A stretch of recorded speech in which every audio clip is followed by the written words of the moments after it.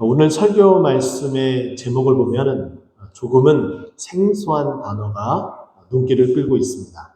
언더독의 은혜 해서, 은혜는 우리가 늘상 접하고 표현하는 용어지만 이 언더독이라는 이 단어는 매우 생소합니다. 언더라는 아래의 전치사에 해당되는 이 단어와 강아지, 개, 도그라는 이 단어가 합성된 단어입니다. 이 단어는 아래에 있는 개, 즉 다시 말해서 개끼리 막 진흙탕처럼 막 싸우다가 패배한 강아지가 맨 아래에 철퍼덕 주저앉아서 쓰러진 상태를 말하는데, 이것을 조금 아주 강하게 좀 표현했다면은, 조금 완화하여 표현하자면은 궁지에 몰려있는 게, 이렇게 표현하면은 맞을 듯 싶습니다. 자, 이것을 또 사회과학적으로 우리가 표현을 하자면은 상대적으로 약자를 지칭할 때 언더독이라는 표현을 쓰고 있습니다. 이제 곧 있으면은 내년 4월이면은 총선이 있게 되죠. 4년간의 이 지역을 또 이 나라를 위해서 국민의 목소리를 대변하여 열심히 일해야 될 일꾼을 뽑는 그 국회의원 총선이 있습니다. 우리나라는 이제 거의 자리를 잡아가는 듯해요. 거대 양당, 두 양당의 후보가 거의 국회의원 의석의 거의 대부분을 차지하고 군소 정당과 무소속 의원들이 힘을 내지만 그 힘은 매우 미미한 상태에 이릅니다. 우리가 이제 국회의원 선거를 만약에 한다 치면은 거대 양당에 있는 후보자들을 언더독이라 지칭하지는 않습니다. 대신에 군소정당이나 무소속으로 지지 기반 없이 선거판에 뛰어들어서 열심히 국민을 위해 뛰어보겠다라고 연신 힘을 다해서 달려나가는 후보자들을 바로 언더독이라고 표현을 합니다. 이 표현은 일상적으로 많이 쓰이기보다는 스포츠, 프로스포츠 세계에서 많이 쓰이고 있습니다. 프로스포츠에서는 강팀과 약팀으로 나눠지죠. 강팀은 전통적인 강팀이다라는 표현을 쓰고 또 요즘에는 신흥 강팀이다라는 표현을 씁니다. 우리가 계속해서 강팀이라는 표현을 쓸 수 있으려면은 그 팀이 계속해서 좋은 성적을 낼 때에 강팀이라는 표현을 씁니다. 그런데 이 강팀이 계속해서 강팀이 되려면은 막대한 재정을 지출을 하고 투자를 합니다. 선수 영입에 많은 돈을 들이고요. 또 연봉에 많은 돈을 들이면서 사치세를 내기까지 합니다. 또 운동 선수들이 좋은 운동 시설과 또 뿐만 아니라 여러 인프라를 통해서 운동에만 전념할 수 있도록 시설 기반 투자에도 많은 막대한 재정을 투자하게 되죠.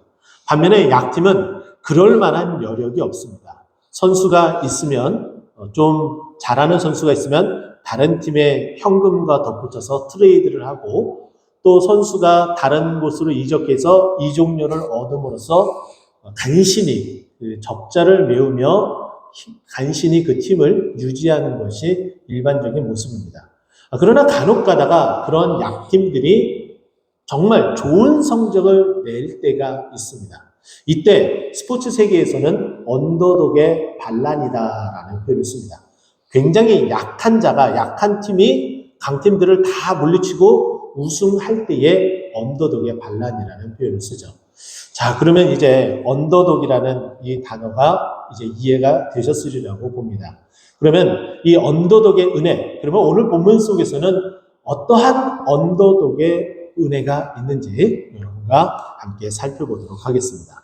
오늘 이 본문의 상황의 그 시작은 여호와의 말씀이 엘리야에게 임하여 이르시되라고 시작하고 있습니다. 하나님의 말씀이 그 시작을 알리고 있어요. 그러면 이전에 어떠한 상황 가운데 있었고 이 상황을 타개하기 위해서 또 이 상황 가운데 무엇인가를 또 다른 일들을 계획하고 섭리하며 나아가기 위해서 일을 시작하고 있는지 먼저 살펴볼 필요가 있습니다. 지금 이때 시대는 굉장히 조금 믿음적으로도 살아가기 힘든 시대였습니다. 무려 BC 9세기 정도에 이들의 이 삶은 정말 이 날씨에 의존하며 사는 자들이었고, 그래서 날씨에 대한 부분들을 우상을 만들어서 기우제를 지내는 것이 일반적인 모습이었습니다. 근데 이스라엘 땅의 이 가나안 땅에도 바로 그와 같은 신들이 매우 창궐했던 것은 말할 수 없는 사실 가운데 하나입니다. 이제 이스라엘 백성들이 남북으로 나뉘어져서 첨예한 대립 관계에 있었고, 그 북이 북이스라엘이 계속해서 그 죄악 가운데 머물고 좀처럼 하나님 앞에 돌아오지 못하는 상황 가운데 있었습니다. 그 중에 북이스라엘의 여러 왕 중에 가장 극악무도한 왕을 꼽자면은 아합이라는 왕이었습니다. 근데 그 왕이 치리하던 바로 그때에 활동하던 선지자가 엘리야 선지자였습니다. 이 엘리야 선지자가 아합 왕에게 가서 담대하게 외치는 목소리가 오늘 본문 17장의 1절에 언급을 하고 있습니다. 길르앗에 요구하는 자 중에 지십 사람 엘리야가 아합에게 말하되 내가 섬기는 이스라엘의 하나님 여호와께서 살아계심을 두고 맹세하노니 내 말이 없으면 수년 동안 비도 이슬도 있지 아니하리라. 지금 하나님께서 너희들을 심판하려고 하신다라고 하나님의 메시지를 전달해 주고 있는 것이 엘리야의 목소리였습니다. 당연히 이 정도의 말을 듣는다면 그 아합과 그 일당들은 주님 앞에 회개하고 백성들도 하나님 앞에 돌아올 수 있도록 왕이 솔선수범해야 됨에도 불구하고 좀처럼 목이 곧은 백성 그리고 죄악 가운데에서 좀처럼 벗어나지 못하고 있는 이 아합은 오히려 이 엘리야를 죽이려는데 혈안된 것이 사실이었습니다. 엘리야는 이렇게 하나님의 메시지를 선포를 한 후 그리고 시간이 지난 후에 정말 엘리야가 하나님의 그 말씀하신 그 말씀 그대로 성취되어지는 모습이 7절에 언급이 되어집니다. 땅에 비가 내리지 아니하므로 얼마 후에 시내가 마르니라. 자, 이 정도면은 시내가 마를 정도로 비가 내리지 아니했다라고 치면은 제가 생각할 때는 여유 있고 넉넉하게 잡아서 대략 한 달 가깝게 비가 내리지 않는 상황, 햇빛이 쨍쨍 내려지는 그런 상황이 아니었을까라는 생각을 합니다. 자, 이렇게 시내가 마를 정도로 이 상황에 이르렀다면 당연히 식물 그리고 우리가 먹을 수 있도록 농사 짓는 모든 식물들이 말라 비틀어질 정도 그 상황이 되었을 것이라 여겨지고 또 이런 상황 가운데 있으면은 어느 누구보다도 약자, 언더독이라고 표현하고 지칭되어지는 이 약자들이 그들의 삶이 더욱더 공공해지고 어려워지는 것은 불보듯 뻔한 일이었을 것이다. 그렇게 생각이 되어집니다. 근데 오늘 본문이 그 이야기를 우리에게 그대로 해주고 있어요. 자, 9절 말씀 보면은 너는 일어나 시돈에 속한 사르밧으로 가서 거기 머물라. 내가 그곳에 과부에게 명령하여 내게 음식을 주게 하였느니라. 보십시오. 하나님께서 명령을 하셨는데 말씀을 하셨는데 어떠한 일에 개입을 하기 시작하셨는데 엘리야에게 명령을 내리셨는데 그 명령은 시돈이라는 곳에 사르밧 지역에 과부가 한 사람이 있는데 그 과부에게 가라. 그러면 그 과부가 너에게 먹을 것을 줄 것이다. 라고 하나님께서 엘리야에게 말씀하셨습니다. 자, 그러면 여기까지만 보게 되면은 우리에게 이제 두 가지 정보가 있습니다. 하나는 비가 내리지 않아서 시내가 마를 정도로 가뭄이 져서 도저히 식량을 구할 수 없는 상황에 이른 전체적인 상황과 그리고 그 전체적인 상황 가운데에 그것보다 더 상황이 안 좋은 한 과부의 이야기를 해주고 있습니다. 과부가 부자인 과부도 있을 수 있겠지만은 오늘 본문을 쭉 읽어 나가다 보면은 이 과부가 얼마나 힘든지에 대해서 얘기를 하고 있고 또 지금은 우리 시대와 좀 다르게 지금 이 성경이 기록하고 있는 이 시대는 과부의 삶이 정말 이만저만 어려운 것이 아니었습니다. 우리가 출애굽기 22장 22절 말씀을 보더라도 너는 과부나 고아를 해롭게 하지 말라. 고아와 과부를 보호하시는 하나님의 말씀을 우리에게 해주고 있습니다. 또 연이어서 출애굽기 22장 23절 말씀을 보게 되면 내가 만일 그들을 해롭게 함으로 그들이 내게 부르짖으면 내가 반드시 그 부르짖음을 들으리라. 하나님은 약자 중에서도 약자인 과부가 그 고통 가운데 있을 때 부르짖게 되면 내가 그 부르짖음에 응답하 주겠다라고 말씀하고 있습니다. 또 뿐만 아니라 신명기 24장 19절 말씀 보면은 밭에서 그 내용을 보면 밭에서 곡식을 벨 때에 다 추수하지 말고 한 움큼씩 남겨두면서 추수를 해라라고 이야기를 해요.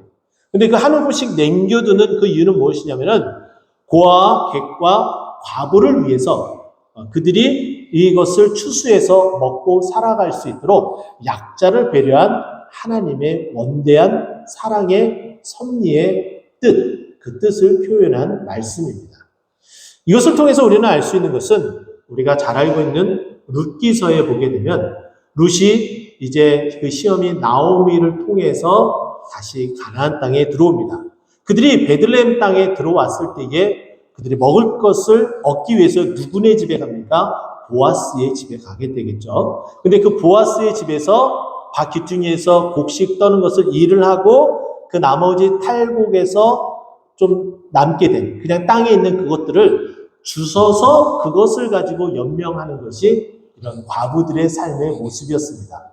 그렇기 때문에 보아스가 넉넉하게 거둘 수 있도록 많이 다 추수하지 말아라 라는 명령까지 한 모습을 우리는 성경을 통해서 좀 기억을 하고 있을 겁니다. 이만큼 고아들의 삶이 그리고 또 과부들의 삶이 매우 힘든데 지금 오늘 이 본문 말씀 보니까 이 과부가 그와 같은 삶이었다라는 거예요. 우리가 10절 말씀 보면은 이 사르밧 가무가 나뭇가지를 주스러 성문에 이르러서 열심히 나뭇가지를 줍습니다. 10절의 말씀 보니까 그 나뭇가지를 줍고 있는 이 과부에게 엘리야가 찾아가서 어떻게 합니까? 물을 조금 달라라고 이야기합니다. 성품이 좋은 과부였던 것 같아요. 만약에 요한복음 4장에 있는 사마리아 성의 그 여인이었다면 또 한마디 했을지도 모르죠. 왜 나에게 그런 부탁을 합니까? 라고 또 시비를 걸듯이 말할지도 모르겠습니다. 하지만은 이 과부는 그래도 심성이 매우 좋은 듯한 인상을 받습니다. 왜냐하면 물을 달라고 하니까는 당연히 물을 가져다 주려고 그 자리를 옮기기 시작합니다. 그렇게 옮기려고 할 때에 이제 엘리야가 또 한 번의 청을 더하고 있습니다. 11절 말씀이죠. 그가 가지러 갈 때에 엘리야가 그를 불러 이르되 청하건대 내 손에 떡 한 조각을 내게로 가지고 오라. 이런 말을 듣자 드디어 울분에 차 있었던 억누르고 억눌렀었던 과부의 한풀이가 시작이 됩니다. 과부가 이렇게 얘기하죠. 12절 말씀 보니까 지금 나에게는 아무것도 없는 상태다.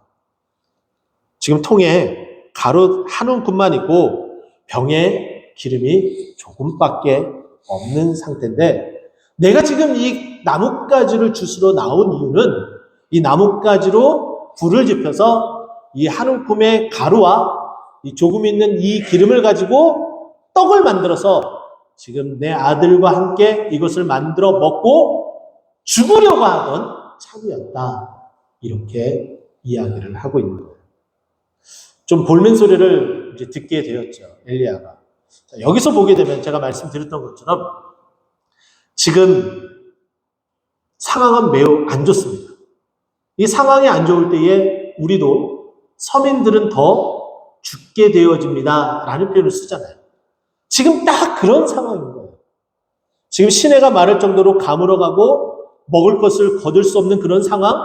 근데 거기에 과부이기 때문에 다른 사람의 밭에 가서 곡식을 탈곡해서 떨어진 나라를 주어서 연명해야 될 그녀의 삶, 그리고 그 아들의 그 삶에 이제 마지막 곡식 조금만이 남겨져 있는 상황이었다라는 거예요. 어느 누구도 도와줄 수 있는 상황은 아니었습니다. 그래서 이제 조금의 이 양식, 한 움큼의 이 가루와 조금의 이 기름을 가지고 떡을 만들어 먹고 이제 죽는 일밖에 없었기 때문에 억눌렸었던 그 억눌림을 가지고 이제 엘리야에게 다 모든 것을 쏟아내었습니다. 자, 이제 이 과부의 상황이 어떤 상황인지 우리가 이제 정확하게 파악을 했습니다. 이때 바로 하나님께서 개입하시고 움직이기 시작을 하는 거예요. 언더독의 은혜는 하나님이 우리를 모든 상황을 아시고 우리의 삶에 개입해 주신다 바로 이것이 언더독의 은혜입니다. 지금 여러분들의 삶은 다른 사람과 견주었을 때에 그래도 살만하다고 여겨지십니까? 전혀 그렇지 않을 거예요. 우리 가운데서도 서로 만약에 비교를 한다면은 어느 분은 조금 나을 수도 있고 어느 분은 조금 힘들 수도 있지만은 또 좀 나을 수 있다라는 그 분이 또 조금 더 나은 분에게 또 견주어 보면은 그분 또한 힘들고 어렵다라고 말한다면 우리는 어찌 보면은 언더독의 상황이다. 약자, 빈약하고 힘들고 어려운 상황 가운데 있다라고 볼 수가 있습니다. 또 한국 교회 가운데에 많은 교회들이 있죠. 또 여러 교회들이 많은 성도들이 있고 또 하나님 앞에 신실하게 주의 영광을 위해서 살아가고 있습니다. 그에 비해서 우리 교회는 규모가 작습니다. 그럼 우리는 언더독, 약자라고 볼 수도 있겠죠. 또 반면에 우리 교회보다 더 소규모의 모습으로 보이는 교회들도 있습니다. 근데 그런 모습들 다 뒤로 한 채에 대체적으로 우리는 많이 부족하다, 또 힘들다, 어렵다라는 말을 연신 되뇌이고 있습니다. 우리가 그렇게 고백을 할 때에 아까 우리가 봤던 출애굽기 22장에 있는 말씀처럼 하나님께서 어떻게 하신다고요? 우리의 부르짖음을 응답해 주신다라는 거예요. 반드시 응답해 주신다라고 말씀하셨고 그 말씀하신 그대로 어떻게 하신다고요? 우리의 삶에 개입하시는 거예요. 직접적으로 찾아오시는 거예요.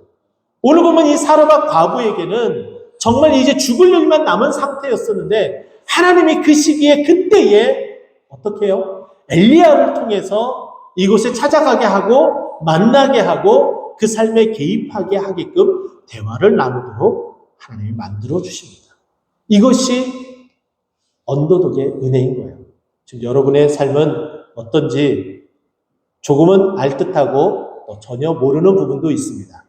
하지만은 여러분들이 조용히 예수께 나와 부르짖고 또 간절하게 또 외칠 때에 여러분들 삶 가운데 하나님이 잠잠히 임재하며 이끌어 가시는 그 은혜, 그 언더독의 은혜가 있기를 간절히 축원드립니다.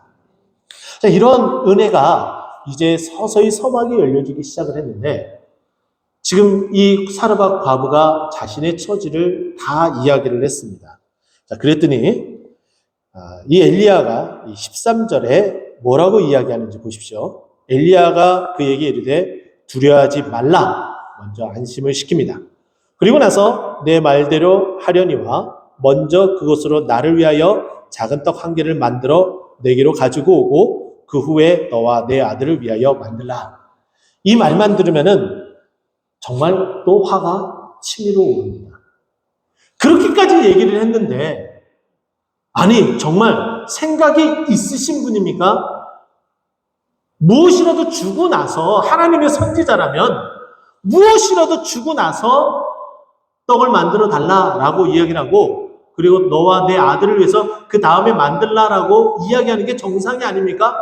아무것도 주지도 않은 상태에서 뻔히 내 입장이 내 상황이 어떠한지 다 말씀을 드렸는데 기껏해서 위로한다는 말이 두려워하지 말라 이 말만 해주고 아무것도 나에게 보탬도 도움이 안 된 상황에서 떡을 만들어서 본인에게 달라고요? 어떻게 이럴 수 있습니까? 사르밧 과부가 이렇게 외칠 수 있지 않겠습니까? 자, 그런데 하나님은 우리에게 개입하셔서 그 언더독의 은혜를 확장시켜 주세요. 어떻게 해요?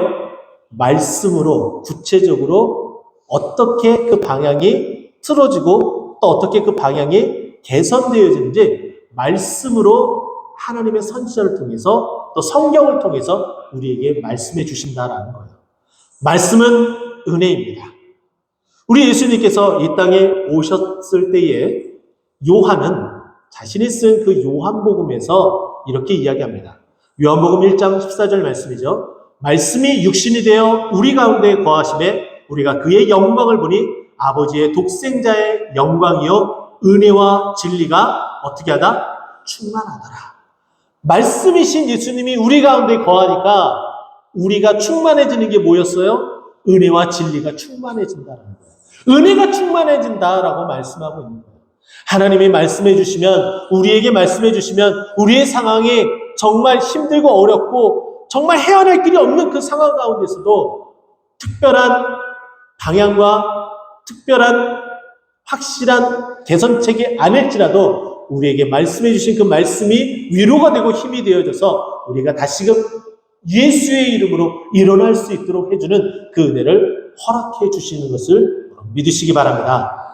지금 이 말씀을 통해서 이야기를 해 나가기 시작을 하는 거예요. 확장시켜 나가고 있는 것이죠. 내가 그러냐?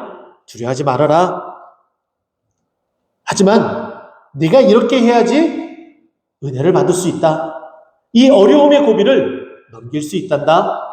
먼저 내가 얘기했던 대로 그 조금의 한 움큼의 그 가루를 가지고 그리고 조금의 그 기름을 가지고 떡을 만들어서 나를 위하여 먼저 떡을 만들어서 섬기고 그리고 나서 너와 내 아들을 위해서 떡을 만들어라. 이렇게 이야기해요.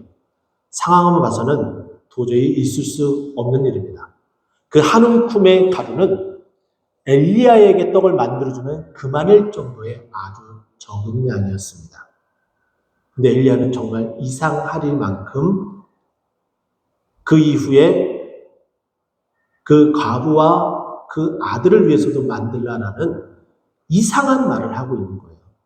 그러나 하나님의 말씀에는 힘이 있고 능력이 있어 모든 것을 이루시는 줄 여러분 믿으시기 바랍니다. 하나님의 그 말씀에는 그 능력이 있어서 세상을 창조하실 때에도 말씀으로 만드셨다라는 거예요. 또 그 말씀이 우리 가운데 임하셔서 우리에게 역사하여 우리에게 구원을 허락해 주셨다는 거예요. 14절 말씀 보십시오. 이스라엘의 하나님 여호와의 말씀이 나 여호와가 비를 내리면 지면에 내리는 날까지 그 통의 가루가 떨어지지 아니하고 그 병의 기름이 없어지지 아니하리라. 여기까지만 우리가 13절까지만 말씀 보면은 우리가 충분히 오해할 수 있는데 이제는 그렇지 않다라는 것을 이 엘리야가 사르밧 과부에게 이야기를 해주고 있어요. 가루가 없어서 기름이 없어서 떡을 못 만들 것 같아서 너가 지금 고개를 갸우뚱하지? 그렇게 생각하는 거지? 하나님께서는 너의 삶에 이제 개입하셔서 은혜와 기적을 베풀을 거야. 이제 비가 그치는, 비가 안 오는 이 시간이 그쳐서 비가 내리는 그 순간까지 내 그 가루통에 가루가 끊이지 않을 것이고 내 기름통에 기름이 끊이지 않을 거야. 그러기 때문에 내가 말한 대로 너는 너와 내 아들을 위해서 그 떡을 만들 수 있을 거야. 이렇게 말씀하고 있는 거예요. 확장했죠? 말씀으로 확장하셨죠? 그리고 약속의 말씀을 이제 더하셨습니다. 하나님은 우리 약자들, 언더독에게 찾아오신 하나님이시고 또 우리에게 말씀으로 은혜를 주시는 하나님이시고 또 이제는 약속으로 우리에게 은혜를 주시는 하나님이시는 거예요. 어떤 약속을 주셨어요?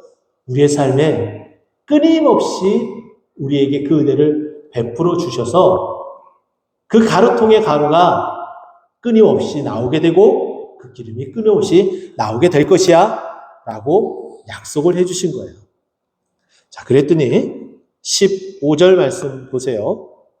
15절 말씀 보니까 그가 가서 엘리야의 말대로 하였더니 그와 엘리야와 그의 식구가 여러 날 먹었으나 말씀이 이제 하나둘씩 이루어지기 시작을 하는 거예요.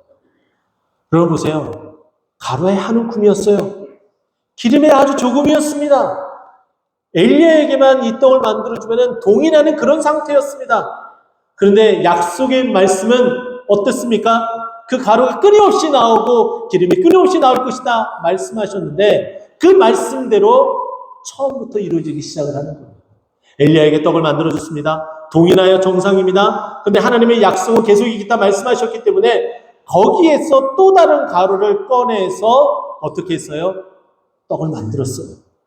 그리고 먹었어요. 하루면 없어질 듯 했는데 아니요. 하루가 끝이 아니었습니다. 그 다음 날도 또 그 다음 날도, 또 그 다음 날도 계속해서 가루가 나오게 되고 그 기름이 계속해서 끊임없이 나와 그 떡을 만들어 먹었다라는 거예요.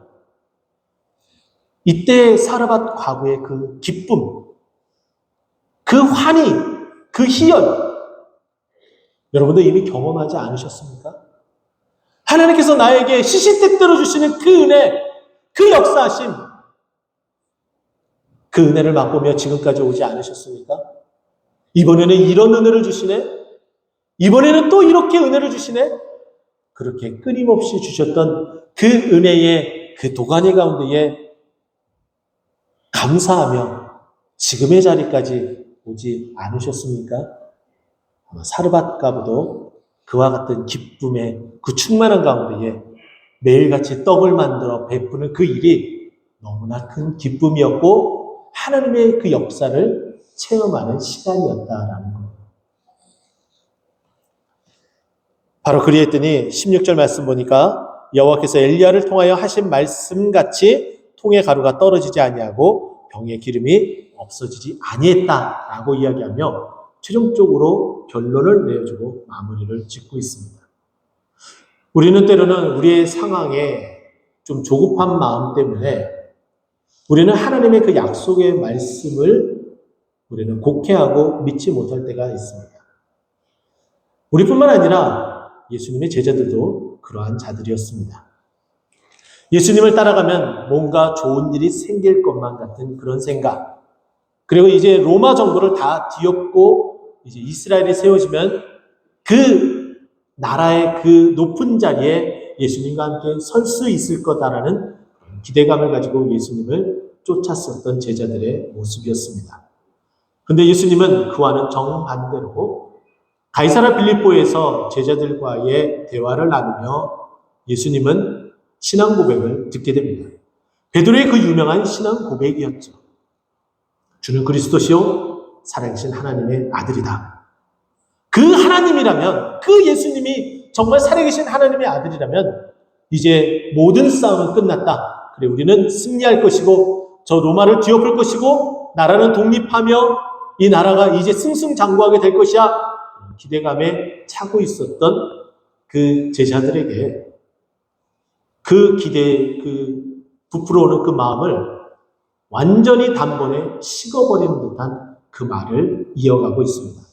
마태복음 16장 21절에 그 이야기를 해주고 있는데 이제 예수님께서 곧 있으면 서기관과 대제사장들과 장로들에 의해서 고난을 받고 십자가에 못 박혀 죽을 것이다. 그리고 장사한 지 사흘 만에 다시 살아나게 될 것이다 라는 말을 합니다.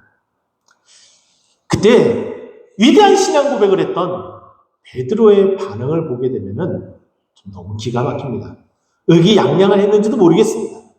마태복음 16장 22절 말씀을 보면 베드로가 예수님께 항변했다라고 이야기합니다. 이 항변했다라는 이 단어, 헬라어 단어나 또 영어 성경 킹제임스 버전을 보더라도 리부크라는 단어를 씁니다. 이 단어는 무엇이냐면은 꾸짖었다라는 거예요. 질책했다라는 거예요. 자신이 죽을 것을 말한 그 예수님에게 뭘 했다라는 거예요? 질책한 거예요. 꾸짖은 거예요. 왜요? 이제 곧 있으면 하나님 나라가 도래하는데 지금 무슨 말을 하는 겁니까 도대체? 라고 예수님을 꾸짖은 거예요. 그런 예수님이라면은 필요 없다라는 뉘앙스의 아주 거칠은 항변이었습니다. 마치 오늘 본문에 나타난 사르밧 과부도 그러했습니다. 물을 달라 할 때는 아무런 말도 하지 않았다가 이제 떡을 만들어 달라고 하니까는 내 형편이 어떤 줄 알아? 이야기하면서 이야기했었던 내용이 바로 그런 내용이었습니다. 그러면 사르밧 과부 그리고 베드로 이런 사람들만 이렇게 항변하면서 또 하나님께 꾸짖으면서 이렇게 나아올까요? 우리는 안 그렇습니까? 우리가 원하는 대로 하나님이 원하는 것과 상관없이 내가 원하는 대로 이루어지지 않으면은 우리도 그렇게 변해서 하나님께 항변하며 돌변하지 않고 있지 않나 여러분 생각해 보셨습니까? 우리도 똑같은 자예요. 그럼에도 불구하고 우리를 끊임없이 사랑하셔서 우리를 받아주시고 용서해 주시고 우리에게 은혜를 내려주시는 거예요. 가장 약자 가운데서도 약자인 사르밧 과부에게 하나님은 찾아오셨고 말씀해 주셨고 약속해 주셔서 그녀가 살아갈 수 있도록 풍성한 은혜를 제공해 주셨습니다. 하나님의 그 은혜는 지금껏 계속해서 이와 같이 역사하고 있습니다. 그 역사는 오늘 살아가고 있는 우리의 삶에도 그대로 역사하는 줄 믿습니다. 그 은혜로서 우리에게 풍성한 구원의 감격을 허락해 주실 것이고 우리 자녀는 시온의 대로를 걸을 것이며 우리 질병을 깨끗하게 치유함을 받게 될 것이고 우리의 경제는 이제 숨통이 틔어지고 이제 부가 축적되어지며 하나님께 물질로도 영광 돌릴 수 있도록 하나님이 은혜와 은총을 베풀어 주실 것이며 또 우리 교회가 부흥되어 하나님의 일을 마음껏 할 수 있도록 이끌어 주시고 함께 해 주실 것이라는 그런 기대, 약자에게 임하는 그 은혜, 언더독의 그 은혜를 바라보며 이번 한 주간 또 우리 인생 그 은혜 가운데 살아가는 우리 모두가 되기를 간절히 축원드립니다. 기도하겠습니다.